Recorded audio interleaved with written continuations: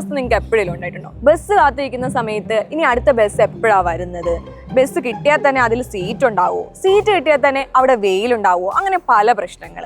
അങ്ങനെയുള്ള പ്രശ്നങ്ങൾക്ക് ഒരു സൊല്യൂഷനായിട്ടാണ് ഞാനിന്ന് വന്നിരിക്കുന്നത്. ഞാനല്ല, ഒരു കൂട്ടം ചെറുപ്പക്കാർ. നമുക്ക് അവരെ ഒന്ന് പരിചയപ്പെട്ടാലോ?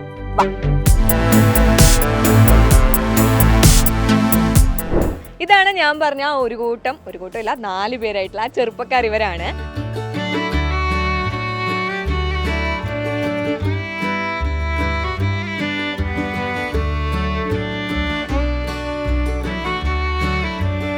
Hi, I am Nived. I am the founder of Explore and our goal is to revolutionize public transportation. അപ്പോൾ നമ്മുടെ നാട്ടിൽ നമ്മൾ യൂഷ്വലി ട്രാവൽ ചെയ്യുമ്പോൾ ഞാൻ ഫേസ് ചെയ്തിട്ടുള്ള ഏറ്റവും വലിയ ഇഷ്യൂ ആണ് ഈ ബസ് എവിടെ എത്തിയെന്ന് അറിയാൻ പറ്റാത്തത്.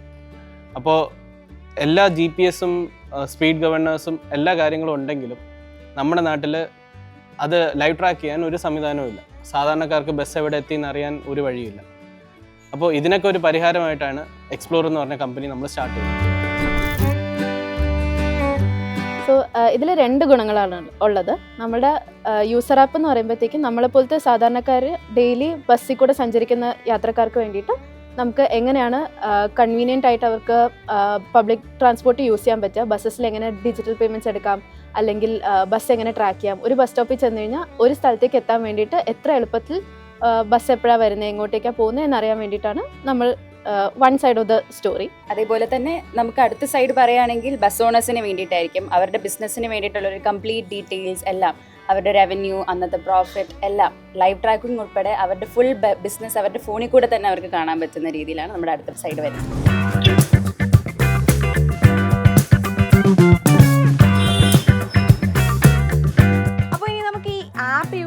അനുഭവം എങ്ങനെ ഉണ്ടെന്ന് അറിയണ്ടേ? അതിനുവേണ്ടി നമുക്ക് യാത്രക്കാരോടും അതേപോലെ തന്നെ ഇത് യൂസ് ചെയ്യുന്ന ബസ് ജീവനക്കാരോടും നമുക്കൊന്ന് അഭിപ്രായം ചോദിച്ചിട്ട് വരാം. കറക്റ്റായിട്ട് നമുക്ക് സമയത്ത് പോകാൻ പറ്റുന്നുണ്ട്. ആപ്പ് വെച്ച ആൾക്കാർ യാത്രക്കാർ മാറി നിൽക്കുകയും ചെയ്യും. നമുക്ക് കറക്റ്റായിട്ട് മെഡിക്കൽ കോളേജിലേക്ക് പോകുന്ന ആൾക്കാർ തന്നെ ആപ്പ് നോക്കിയിട്ട് വണ്ടി വന്ന സമയം നോക്കി അവർ വെയിറ്റ് ചെയ്ത് മാറി നിൽക്കുക. സമയം വൈകിയാൽ അവർ മാറി സ്റ്റോപ്പിൽ നിൽക്കാൻ പറ്റും. അപ്പോൾ യാത്രക്കാരായിട്ട് വേറെ തർക്കങ്ങളും പ്രശ്നങ്ങളൊന്നും ഇല്ല. ആൾക്കാർക്ക് സുഖമായിട്ട് ഗൂഗിൾ പേ, പൈസ ചില്ലറ പ്രശ്നമില്ല, GP ചെയ്യാം.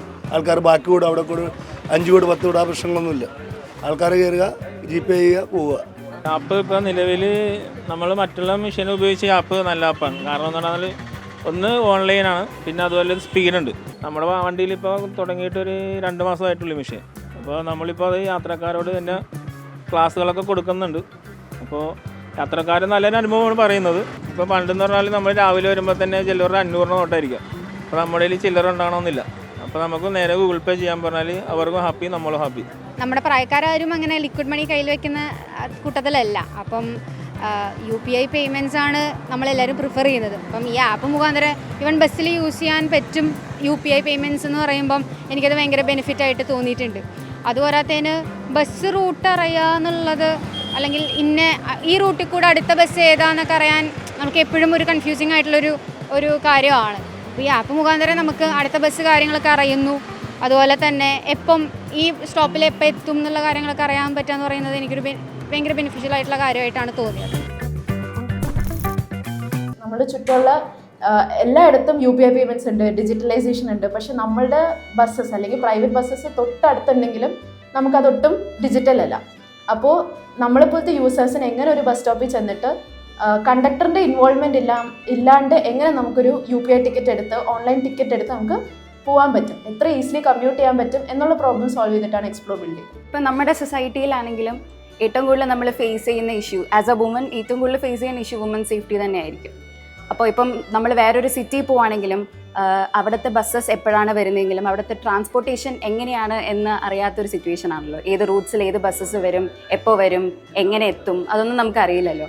അപ്പോൾ ഏറ്റവും കൂടുതൽ ഞങ്ങളെ കൺസേൺ ചെയ്ത സംഭവം എന്ന് വെച്ചാൽ അവർക്ക് എങ്ങനെയാണ് ഈസിലി അവർക്ക് ആ ഒരു സേഫ്റ്റി നമ്മൾ കൊടുക്കുക എന്നുള്ളതാണ്. അപ്പോൾ നമ്മുടെ ആപ്പിലാണെങ്കിലും എമർജൻസി ഫീച്ചർ ഉണ്ട്. അതായത് ഇപ്പം എന്തെങ്കിലും ഒരു സിറ്റുവേഷനിൽ എവിടെയെങ്കിലും ആർക്കെങ്കിലും എന്തെങ്കിലും ഒരു ഇൻസെക്യൂർ ആയിട്ടുള്ള എന്തെങ്കിലും ഒരു സിറ്റുവേഷൻ വന്നു കഴിഞ്ഞാൽ നമുക്ക് എമർജൻസി കൊടുക്കാൻ പറ്റും. അതുവഴി നമുക്ക് നമ്മുടെ എമർജൻസി കോൺടാക്ട് സേവ് ചെയ്തിട്ടുള്ള കോൺടാക്ട്സിലൂടെ നമുക്ക് അവർക്ക് അലേർട്ട്സ് കൊടുക്കാൻ പറ്റും.